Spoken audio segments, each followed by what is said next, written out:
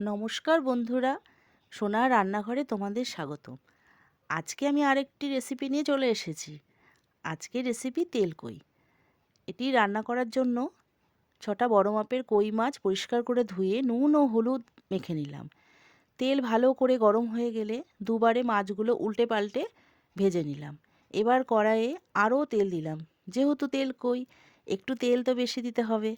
গরম তেলে কালো জিরে তেজপাতা ফোড়ন দিলাম।